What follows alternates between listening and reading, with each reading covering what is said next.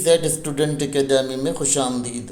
आज का जो हमारा सेशन है वो इकोनोमेट्री को लेकर है। आज हम इकोनोमेट्री में बात करने जा रहे हैं application of first order test, यानी एप्लीकेशन कहाँ होती है, किस तरह से हम इसको अप्लाई कर पाते हैं। सबसे पहले बात कर लेते हैं जी लीनियर रिग्रेशन के अंदर हम इसकी बहुत ज़्यादा एप्लीकेशन कर पाते हैं, क्योंकि लीनियर रिग्रेशन से ही इसका बहुत ज़्यादा डिपेंडेंसी निकलती है। देखें बेसिकली लीनियर रिग्रेशन मॉडल के अंदर क्या होता है कि वहाँ बहुत ज़्यादा देखा जाता है कि जो नंबर्स होते हैं या पीरियड ऑफ टाइम्स होते हैं या उनके इंटरवल्स होते हैं वो रिपीटेड होते हैं। इसी वजह से क्या होता है कि उनको सेपरेट करना होता है, तो हम वहाँ फर्स्ट ऑर्डर कंडीशन को लगाते हैं ताकि हमें क्या होता है कि हमें उसका ताकि हमें जो उसके सम ऑफ स्क्वायर्स हैं उनको इंडिविजुअली अलग अलग मालूम किया करना आसान हो जाए। तो हम जब लीनियर रिग्रेशन मॉडल के अंदर एनालिसिस करते हैं तो वहाँ हमें बहुत सारी रिपीटेड वैल्यूज़ मिलती हैं।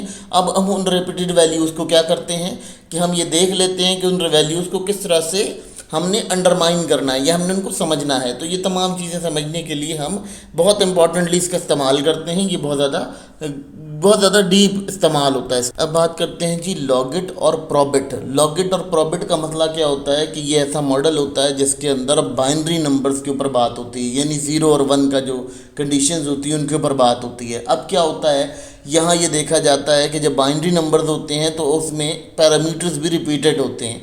तो उन पैरामीटर्स को रिपीट करने के लिए हम क्या करते हैं, इसकी ऑप्टिमाइजेशन यानी एमिली का यूज़ करते हैं। एमिली की मदद से क्या होता है कि हमें ये मिल जाता है कि हमारा जो वैल्यूज़ हैं वो स्पेसिफिक हो जाती हैं, उनके अंदर इंडिविजुअलिटी आ जाती है।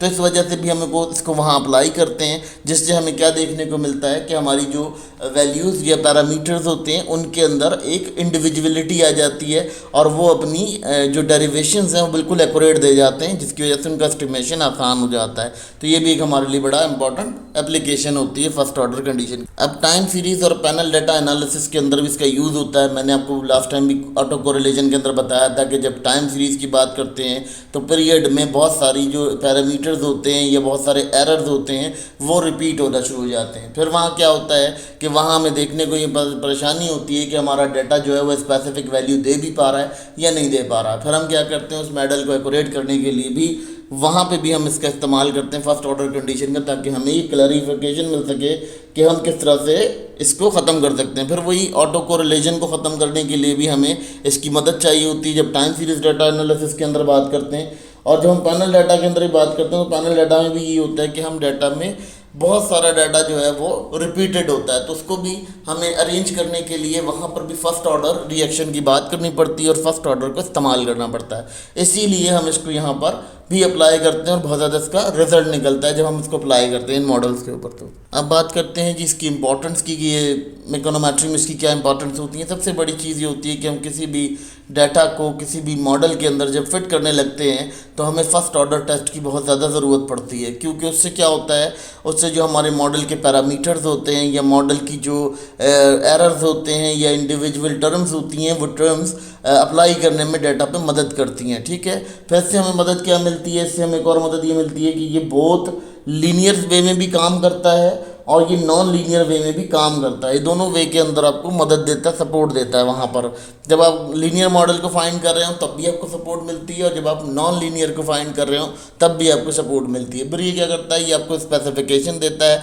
कि आपका जो मॉडल है वो एस्टिमेटेड है, प्रॉपर है और उसकी जो रेजिजुअल बेसिस हैं वो बहुत ज़्यादा स्ट्रॉन्ग है। तो ये तमाम चीज़ें यहाँ डिस्कस करने के लिए इसलिए इम्पॉर्टेंट थी कि इससे आपको समझ में आ जाता है कि आपका फर्स्ट ऑर्डर कंडीशन जो इकोनोमेट्री में बहुत ज़्यादा किरदार रखती है, इसका बहुत ज़्यादा लेवल होता है। देखिए स्टूडेंट, यूजुअली क्या होता है, हमारे पास डाटा जो है वो आता किस फॉर्म में, हमारा डाटा जो रॉ फॉर्म में आता है। हमें उसे क्या करना होता है, हमें उसे प्रोडक्ट फॉर्म में बनाना होता है। जब हम रॉ फॉर्म में डाटा लेते हैं किसी भी इदारे से किसी भी चीज़ से तो उसमें बहुत ज़्यादा फ्लाज होते हैं, क्योंकि वो डाटा बहुत ज़्यादा कंफ्यूजिंग होता है।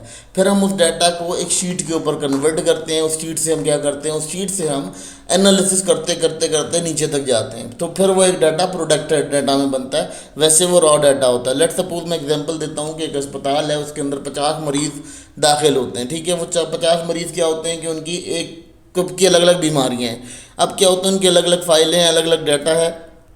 डाटा है। अब आप अलग अलग उसमें क्या करते हैं कि जब उनकी अलग अलग फाइलें हैं, अलग अलग डाटा है, तो आप उनके डाटा को मर्ज करने के लिए डिफरेंट किस्म की जगह से, डिफरेंट किस्म की सोर्स से जमा करते हैं उसे। जब उस डाटा को जमा करते हैं तो ऑलमोस्ट उसके अंदर ऑर्डरिंग करते हैं, तो उसका जो ऑर्डर बनाने लगते हैं, जब सेट बनाने लगते हैं, तो आपको फर्स्ट ऑर्डर एनालिसिस की ज़रूरत पड़ती है। जो फर्स्ट ऑर्डर टेस्ट कहलाता है उसको हम यहाँ इस्तेमाल करते हैं, तो उससे हमें बहुत वैल्यूड डेटा मिल जाता है और हमारी कन्फ्यूजन क्लियर हो जाती है।